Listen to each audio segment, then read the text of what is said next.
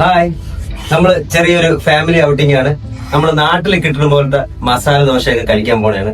യാദൃശ്യമായിട്ട് ആ കടയിൽ കയറിയതാണ്, പക്ഷെ അടിപൊളി. അപ്പൊ അത് ഞാൻ നിങ്ങൾക്ക് ഇത് കാണിച്ചു തരും. അതിന് വേണ്ടിയിട്ട് ഇറങ്ങിയതാണ്. എല്ലാരും ഉണ്ട്. അങ്ങനെ നമ്മള് മുംബൈയിലെ ബ്ലോക്കൊക്കെ താണ്ടി തബാല ചായയിലെത്തി. ഇവിടുത്തെ പ്രത്യേകത, ഞങ്ങൾ ഇവിടെ ഒരു സാധനം മേടിക്കാൻ വേണ്ടി വന്നപ്പം യാദൃശ്യമായി ചായ എന്ന് കണ്ടിട്ട് കയറിയതാണ്.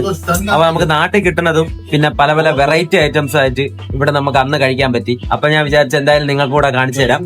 ഇവിടെ കല്യാണമുള്ള മലയാളികൾക്കൊക്കെ വന്ന് കഴിക്കാൻ പറ്റിയ ബെസ്റ്റ് ഓപ്ഷൻ ആണ്. അടിപൊളി മസാല ദോശ, വെറൈറ്റി, പല വെറൈറ്റി ഉണ്ട്. അപ്പൊ ഞാൻ ഇപ്പൊ ഓരോന്ന് വരും, അത് ഞാൻ കാണിച്ചു തരാം ഓരോന്നായിട്ട്. അങ്ങനെ ഇവിടുത്തെ സ്നാക്സുകൾ എന്ന് പറയുമ്പോൾ ദോശ, ഉത്തപ്പം, തപാല ചായ, ദോശയുടെ തന്നെ സ്പെഷ്യൽ ഐറ്റംസ് അങ്ങനെ തിരിച്ചിട്ടുണ്ട്. അതിൽ ദോശ തന്നെ പല ഐറ്റം ദോശയാണ്. സാദാ ദോശ, ചീസ് സാദാ ദോശ, ഒനിയൻ സാദാ ദോശ, മസാല ദോശ, ചീസ് മസാല ദോശ, ഒനിയൻ മസാല ദോശ, സിഷ്വാൻ മസാല ദോശ, സിഷ്വാൻ സാദാ ദോശ, മൈസൂർ ദോശ, സിഷ്വാൻ ചീസ് ദോശ, മസാല ദോശ, മൈസൂർ ചീസ് ദോശ. പിന്നെ ഊത്തപ്പം തന്നെ പല വെറൈറ്റി അപ്പങ്ങളുണ്ട്. എല്ലാത്തിൻ്റെ പേര് പറയാൻ എനിക്ക് അറിഞ്ഞൂടാ എന്തൊക്കെയാണ് സംഭവം എന്ന്.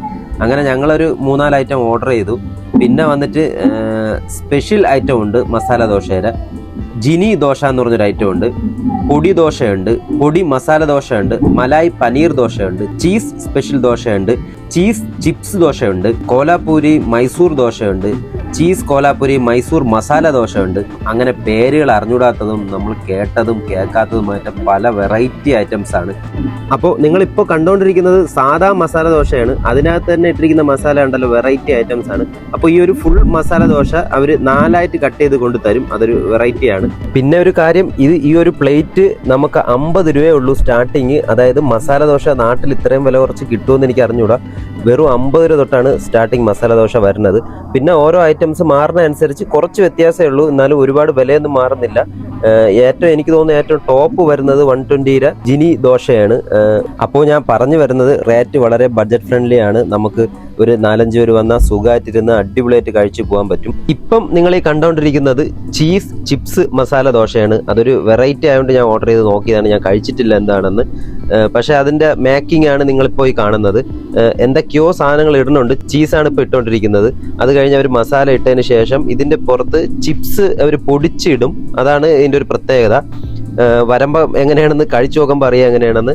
എന്തായാലും പല പല നമ്മൾ കേട്ടിട്ടില്ലാത്ത ഐറ്റംസ് ആണ്.